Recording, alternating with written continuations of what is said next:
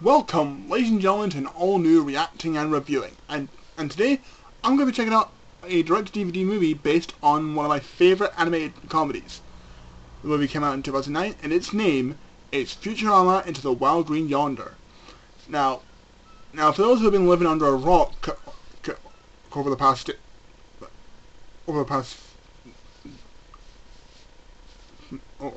decade,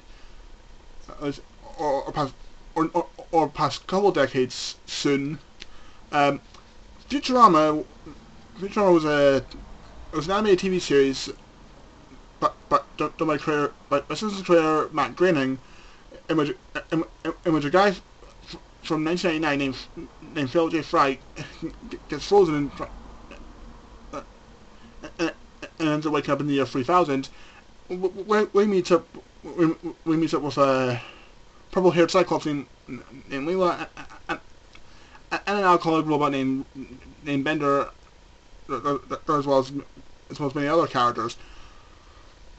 It had great writing and really pushed the boundaries for primetime TV, but eventually got cancelled, and then we got 4 direct-to-DVD movies before after getting a new run on Comedy Central until it was cancelled again, which I became a very happy chappy. But anyway, as I previously said, this is the 4th of the 4 direct-to-DVD movies. I've seen the first 3, but not the 4th one. So, will this movie be any good, or will it just be a subpart of the modern day Simpsons episodes? Well, I won't know unless I just shut up, hit play, and see for myself. So with that in mind, grab something to drink.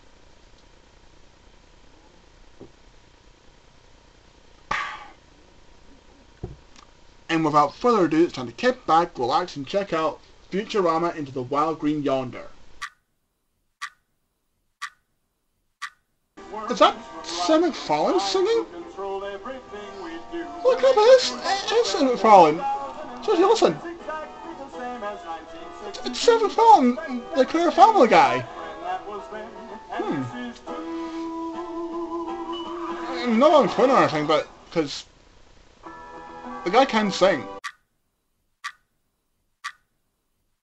At this point, I pretty much lost track how many times Bender has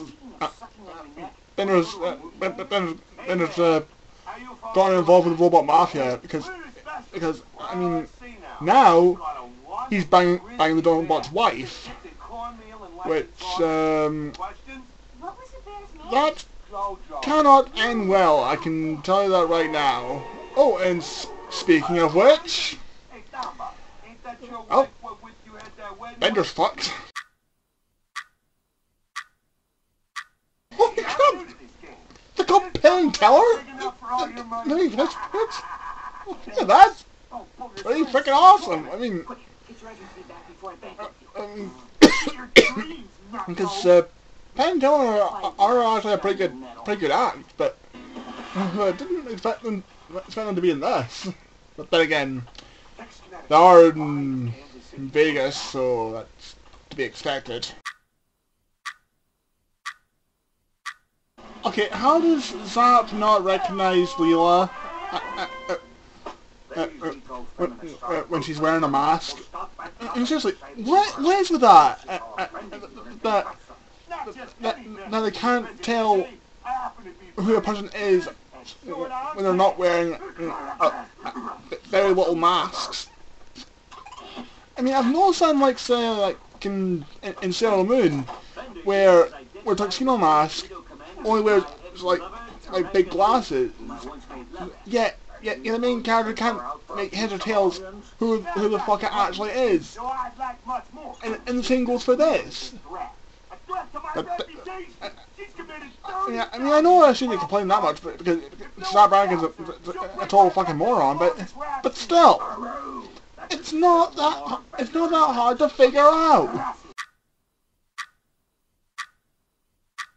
Okay, I'm really starting to get a little sick and tired of hearing these feminist puns.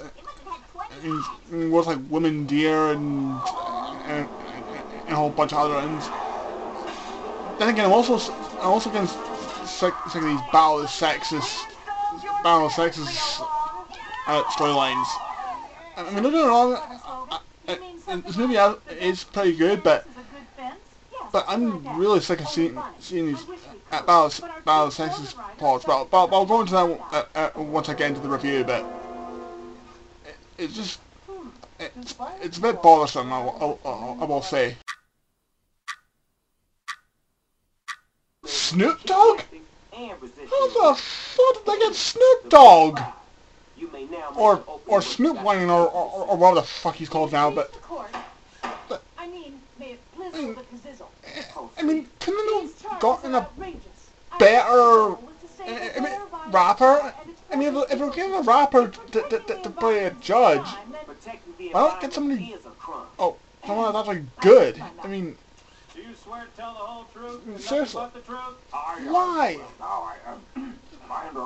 Fucking Snoop Dogg of all people. Because, seriously, I don't give a fuck what anyone says, Snoop Dogg cannot rap for jack shit. I'm saying that right now. Fuck Snoop Dogg. Okay, I call bullshit. I mean, Bender just bended a brick wall, and yet it didn't snap. I repeat that again. He bended a brick wall. Professor? I'm not gonna share the future, but I call bullshit on that. Okay, that was Futurama into the Wild Green Yonder. Let's just put a stop to that. And now onto the review portion. Now, was this any good? Yeah, it was pretty good. For reasons we'll go into it. First off, the writing. The writing was pretty good for a direct-to-DVD feature. The plot is that that Amy's family, well, actually, more specifically, Amy's father, is basically built a version of Las Vegas on Mars, but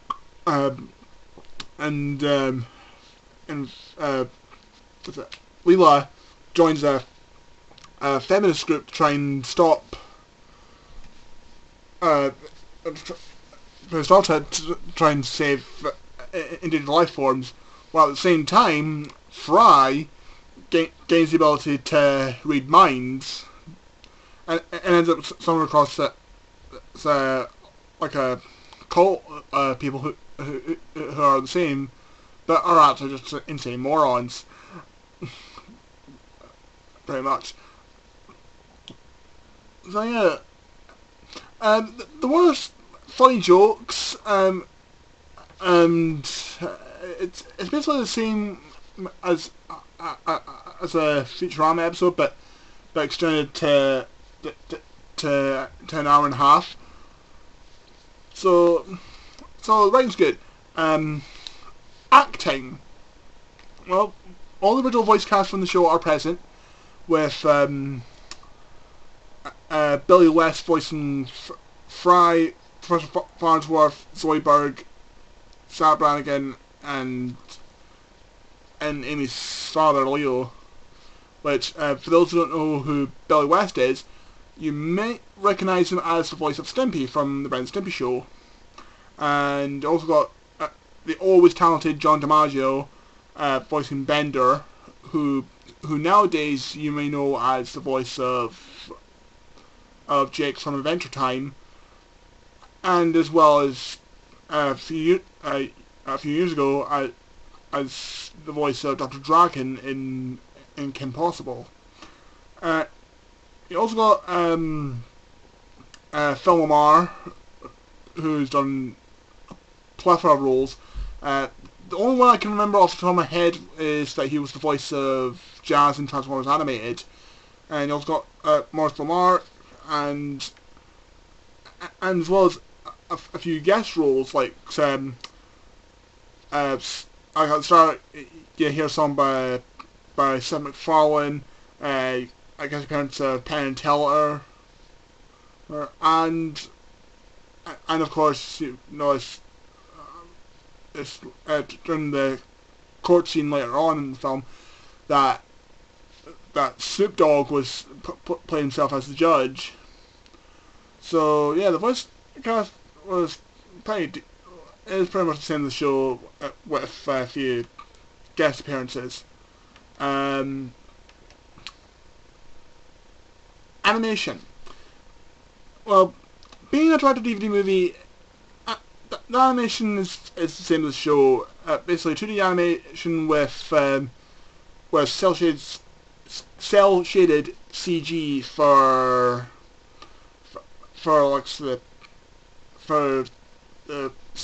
any spaceships or flying vehicles, and as well as some of the robot animations.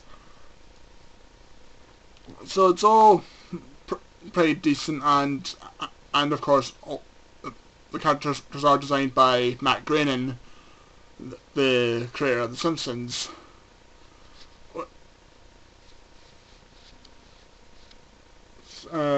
See what else? Music. It's pretty much the same as the show. There wasn't really any new music tracks to it. It's basically a techno futuristic synthesized orchestra for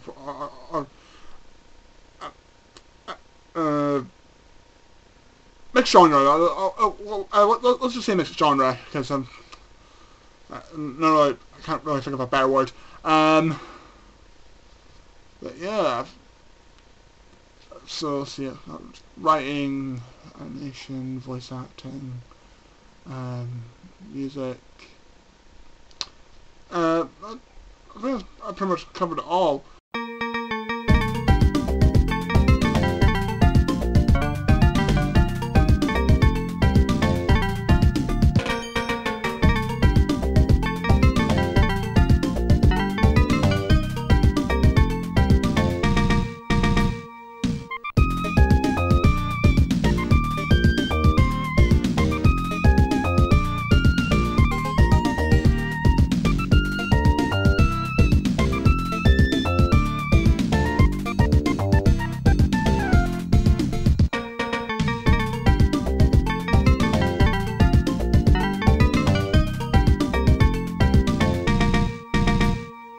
Can I recommend it? If you're a fan of Futurama, then go right ahead, and because it's what how pretty much leads up to the Comedy Central Futurama series, which unfortunately is cancelled now, because, well, which is a real shame, because one of Migraine's bests, because let's face it, the Simpsons aren't as funny as they used to be. I mean, don't get me wrong, I still love The Simpsons, and I'm looking forward to the new season, but it just isn't as good as it used to be. But either way, I can definitely say I recommend this movie. Futurama into Wild Green Yonder is available on DVD and Blu-ray, and for hopefully around a affordable price on places like Amazon or Play.com, and it's also available on the American Netflix along with the other Futurama seasons, because the UK one doesn't seem to have it. So if you're living in the United Kingdom, I would advise figuring out a way how to change your DNS codes to access the American one, which you can probably find tutorials on YouTube. But anyway, with that, we come to the close of another reacting and reviewing. I hope you enjoyed this episode, and if there's something that you think that I'll love or hate, then by all means, send your requests to the social media links in the outro, and I'll hope to hear from you guys. So until next time, this is Anagon 500 signing out. Later.